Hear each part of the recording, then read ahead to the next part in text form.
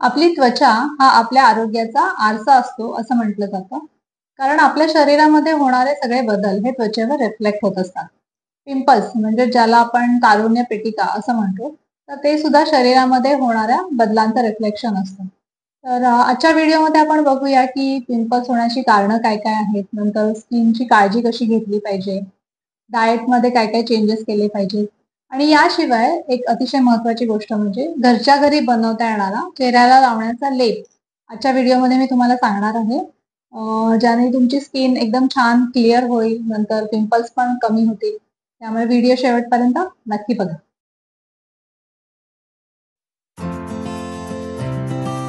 नमस्कार, मी डॉक्टर दीप्ती, मनसा वेलनेस मध्ये सगळ्यांचं मनापासून स्वागत. पिंपल्सच्या लोकेशनवरून म्हणजे चेहऱ्यावर ते कुठल्या भागामध्ये आपल्याला दिसतात, तर त्याच्यावरून त्याच्या मागची कारणं आपण समजून घेऊ शकतो. म्हणजे फॉर एक्झाम्पल जर इथे फोरहेडवर अगदी बारीक बारीक असे छोटे छोटे फोड असतील, तर ते जनरली केसात असणाऱ्या कोंड्यामुळे, डॅन्ड्रफमुळे असतात किंवा एखादं हेअर प्रॉडक्ट जर तुम्हाला सूट नाही झालं तर त्याच्यामुळे येऊ शकतात. नंतर गालांवर जेव्हा पिंपल्स दिसतात, तर ते जनरली पोटाशी रिलेटेड असतं. म्हणजे पोट साफ होत नसेल, उष्णता वाढत असेल, आहारामध्ये अशा गोष्टी असतील की ज्याने पित्त वाढतंय, तर त्याच्यामुळे ते होतात. नंतर चीनवर किंवा असे जॉ लाईनला जेव्हा पिंपल्स असतात, तर ते जनरली हॉर्मोन मधल्या बदलांमुळे असतात.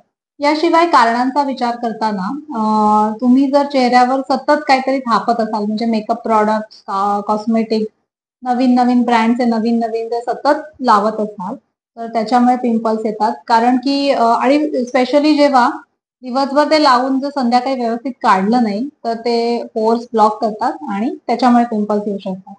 याशिवाय स्ट्रेसमुळे किंवा रात्रीचं जागरण होत असेल, तर त्याने पित्त वाढून त्याच्यामुळे पण होतात.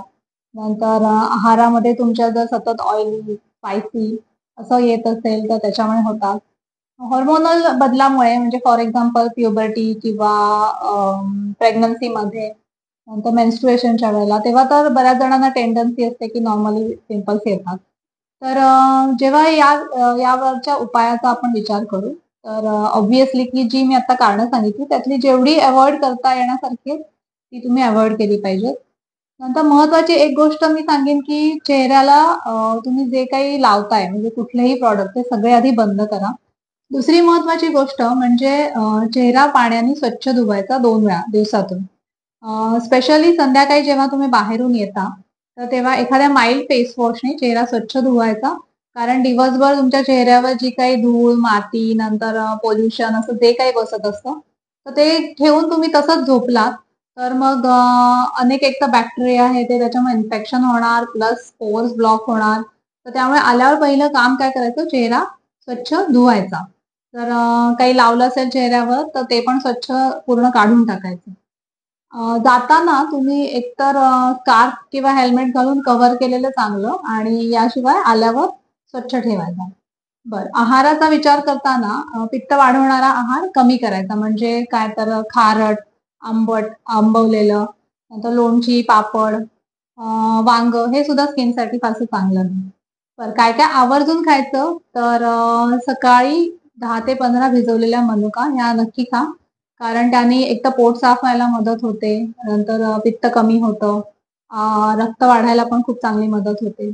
याशिवाय मी असं सांगेन की संध्याकाळी एखादं फळ आवर्जून घ्या. म्हणजे तुम्ही जर अरबट-सरबट काही स्नॅक्स खात असाल, तर त्याच्याऐवजी एखादं फळ घ्या.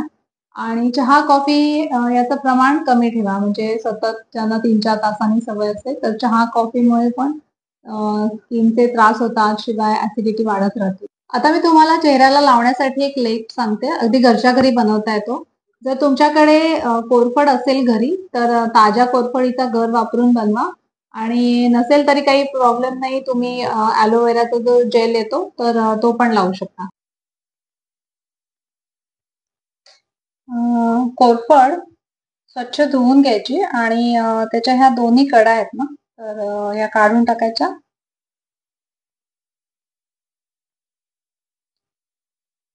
वरचं साल पण काढून टाकायचं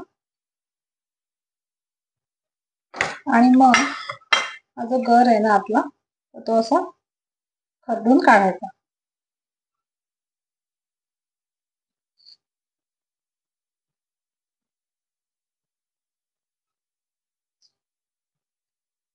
आता या घरामध्ये एक चिमूटभर हळद घालायची आणि मिक्स करून घ्यायचं आणि मग नंतर हा लेप चेहऱ्याला लावायचा.